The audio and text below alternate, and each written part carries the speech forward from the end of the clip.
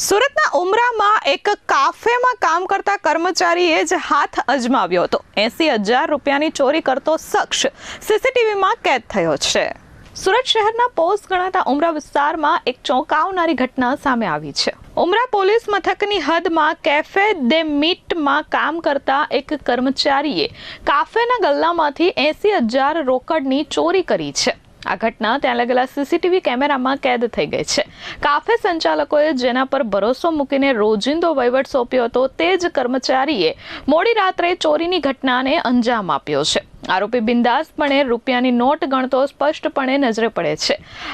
March 2026થી prince Kumar Suresh સિંહ નોકરી કરી રહ્યો હતો, જે મૂળ બિહારનો હતો। માલિકનો વિશ્વાસ કેળવી લીધા બાદ તેને તક મળતા જ હાથફેરો કરવાનું ષડયંત્ર રચ્યું હતું। 14 ઓગસ્ટના રોજ મોડી રાત્રે આશરે 2:10 વાગ્યાની આસપાસ જ્યારે કાફે બંધ હતું અને ચારેય તરફ સન્નાટો હતો, ત્યારે આરોપીએ કાફેના કાઉન્ટર પર જઈ ગલ્લામાંથી રોકડા 80,000 રૂપિયા કાઢી લીધા હતા અને ફરાર થઈ ગયો હતો। આ મામલે પોલીસે હાલ તપાસ શરૂ કરી છે। Bureau report S24 news Surat.